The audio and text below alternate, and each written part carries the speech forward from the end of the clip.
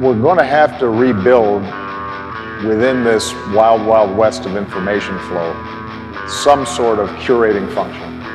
It's time for the AxisOfEasy podcast, the weekly technology digest that keeps you ahead of the curve. We've got to maybe do something with the internet. Brought to you by easyDNS.com. Somebody will say, oh, freedom of speech, freedom of speech. These are foolish people. New Chrome 0 Day is out in the wild, so upgrade now. GitHub suspends multiple YouTube DL repositories after RIAA DMCA notice. The DOJ files a long-awaited antitrust suit against Google, and PayPal to support Bitcoin in 2021. Hey everybody, Mark Jeftovic here with another edition of the AxisOfEasy Weekly Digest. This is issue number 169, or episode 169.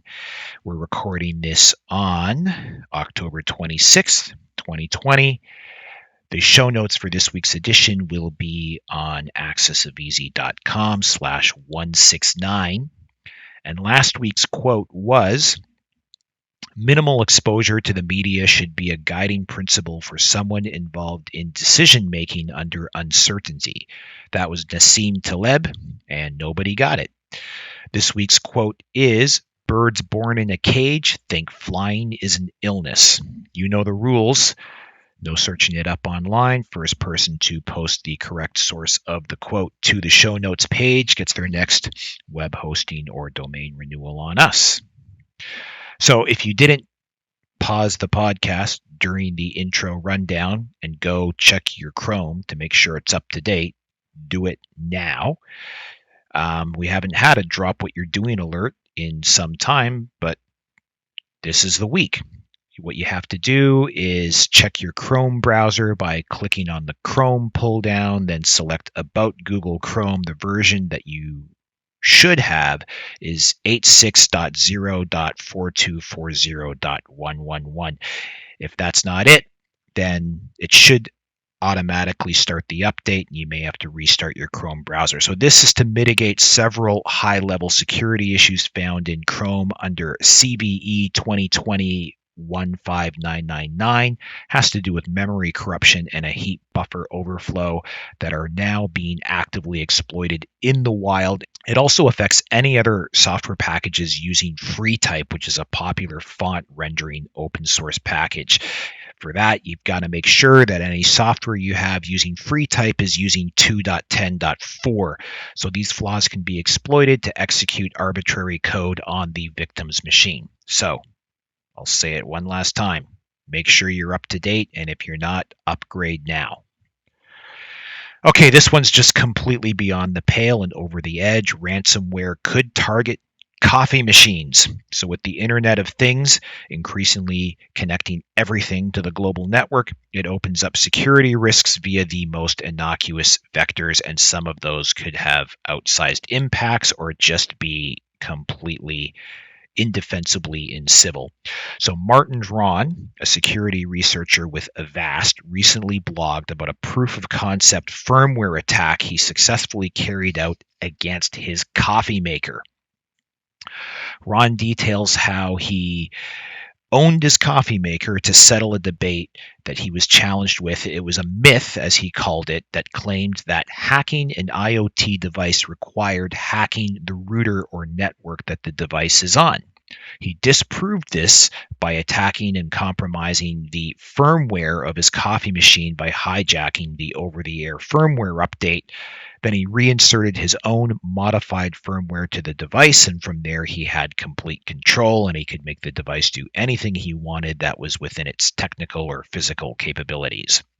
The ramifications are that anything that uses OTA firmware updates could be compromised in this kind of manner.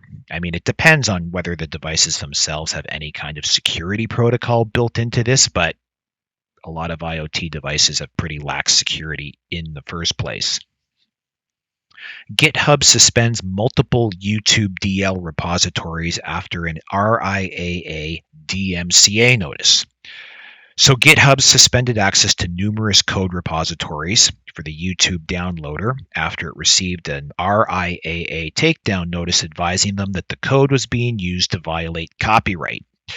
YouTube DL and its myriad forks are programs and libraries used by YouTube downloaders, which are software that you can use to download videos from YouTube and store a copy locally. I make frequent use of one of these whenever I see a video that I think is in danger of being deplatformed. I grab a copy of it and then I can use it to post to AxisOfEasy or some other alternative platform. GitHub has posted the DMCA request, and it has me wondering if they would have complied with the request before the Microsoft acquisition. But as could be expected, the internet has responded by spreading lists of alternative YouTube DL repositories and mirrors all over the place. Police can hack into your phone, most likely. According to a report in the New York Times, at least 2,000 police forces across the USA have tools and technical know-how to break into encrypted smartphones, and they're utilizing these capabilities more often than previously suspected. So the Times is citing a report by Upturn, a Washington, D.C. nonprofit that monitors how police use technology. They found that 49 of 50 of the largest police departments in the country had such tools, and the ones that don't, smaller or rural departments, they routinely farm out the work to crack into phones to larger departments that do. These types of tools have been known for some time. We mention them often in these pages. Not specifically mentioned in the report is NSO Group. We talk about them a lot here. They have tools and services that they sell to governments and police forces worldwide to crack into phones. So while police are decrying device makers' efforts to make their phones harder to crack, phones still remain a treasure trove of data for law enforcement who seem at the moment unimpeded in their ability to access it. And I got that story via Steve P or Steve R. Thanks for sending that one in. DOJ files antitrust against Google. So the long anticipated news finally hit last week that the U.S. Department of Justice is filing an antitrust case against Google, and as many as 37 states are expected to follow suit. It alleges that Google abused its dominant position in search to maintain a monopoly and stifle competition. This could be damaging to more than just Google, because one of the accusations is that its deals with mobile device manufacturers like Apple to make Google the default search engine in Safari is also anti-competitive. As a result of these various practices, Google is able to maintain search dominance, currently estimated to capture 80% of the total search volume in America. And this is the first major antitrust action launched against a tech giant since the United States versus Microsoft almost 20 years ago. PayPal to support Bitcoin in 2021. That's the big news in crypto land this week, was their announcement by PayPal that in 2021 they will be adding support for Bitcoin, enabling users to buy, sell, or pay any transaction using BTC. Recently, Square and MicroStrategies, both publicly traded companies with market caps of $74 billion and $1.75 billion respectively, announced that they were putting some of their cash reserves into holding Bitcoin. Square allocated 1% of its assets with a $50 million purchase of Bitcoin, while the comparatively smaller MicroStrategies made a much bigger bet, putting $250 million of their cash into Bitcoin. So just kind of shows you that Bitcoin is becoming more mainstream.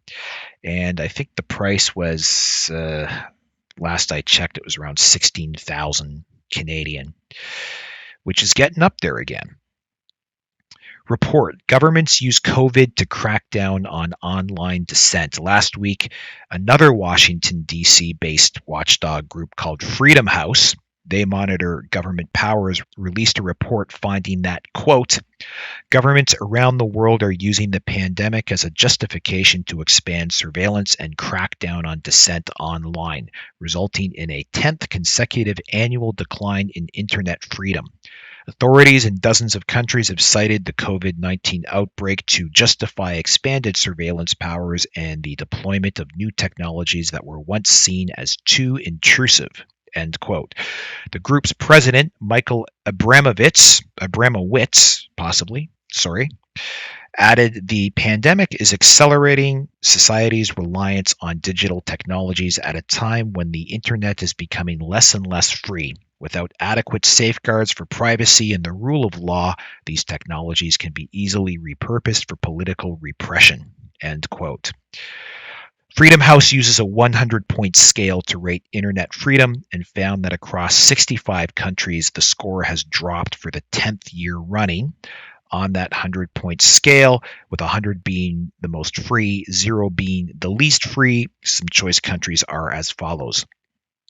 Canada, 98. Australia, 97, although we'll see if that holds up given the restrictions lately. UK, 94. Germany, 94. USA, 86, which is down from 94. Russia, 10.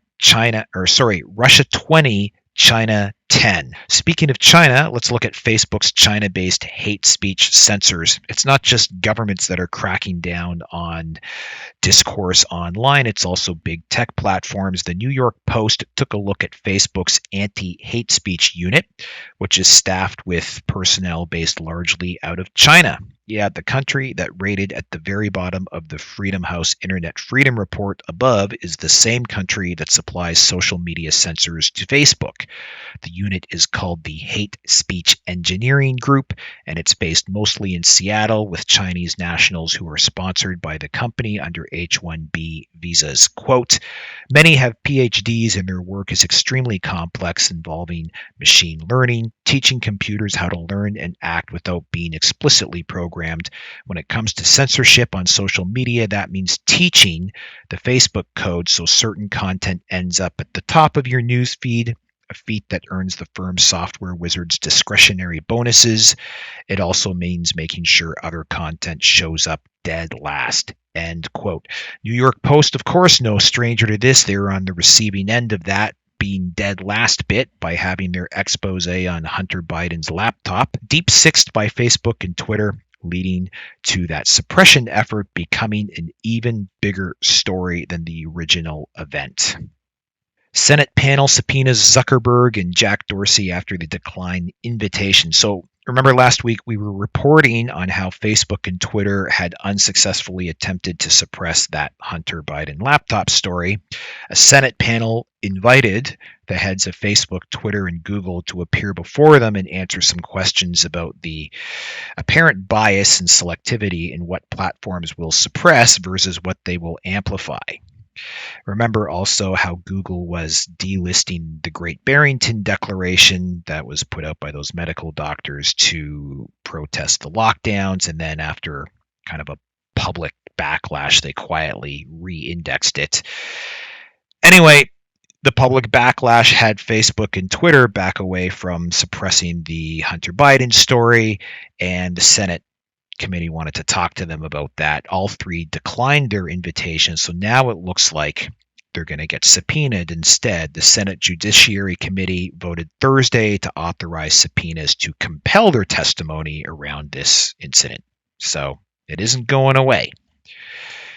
Update on the easyDNS Fold at Home team. We haven't checked in on this in a while, and I was pleasantly surprised when I did. So remember, the Fold at Home project is a global Hive computing project to carry out molecular folding calculations in the hunt for a COVID-19 vaccine. Last time we reported on this, we were at a pretty impressive 1,338th place out of over 255,000 teams. We are now in 307th place. So Team easyDNS is in the top 500 with a serious shot at cracking the top 100. easyDNS and AxisOfEasy readers have pooled their resources for the cause. We now have 58 active CPUs contributing over 46,000 work units. Our top contributors putting in over 1 million credits each are Brewjack, Jonathan Juzik, GDF, Tim F, JB Martin 6, Henry Alapajari, Bill Pye, Zero Derivative, Actizen John, Blitherman, DL/LD, OPN, Mike 905, and Phyllis Allardis. Thanks to you all, and thanks to everybody working on this effort on Team easyDNS and on all the teams on Fold at Home. This is a great use of spare CPU power. If you want to join, go to the Fold at Home website, which is in the show notes, and then join Team easyDNS, which is Team ID 248458. So last week on the AxisOfEasy, Jesse Hirsch weighed in with a look at that antitrust case against Google, and Charles Hugh Smith looked at the false narratives we buy into with everything is staged, while noting that everything we assume is permanent is fragile. For my part, I felt compelled to dispel a couple of Canadian-themed conspiracy theories around the COVID pandemic that people kept sending me, so I put that up on Out of the Cave. On our salon, we wondered if the network state will be capable of acting in the public good. And there are other ways you can plug into the AxisOfEasy. When things like the Chrome 0-day hit, we put out alerts in real time. So to stay on top of these things, you can follow us on Mastodon. You can follow us on Twitter. That's at AxisOfEasy there, or at easyDNS if you're not already following us there. We also have a Telegram, and we have a Reddit, which is just our AxisOfEasy. So again, links to all of those in the show notes. The show notes are at axisofeasy.com/169. And as usual, stay healthy, stay safe, stay sane. We're in the rundown to the election, so everybody take a deep breath, calm down. Remember, you have more in common than you don't, and try to keep that in mind when the election hits. Have a great week, everybody. We'll see you next week.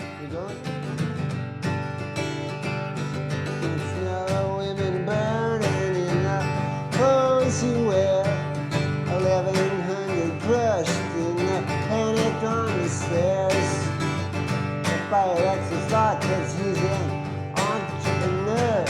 Gotta keep those women working, but you looking good, I swear. That's Bangladesh. Rhymes with your friend.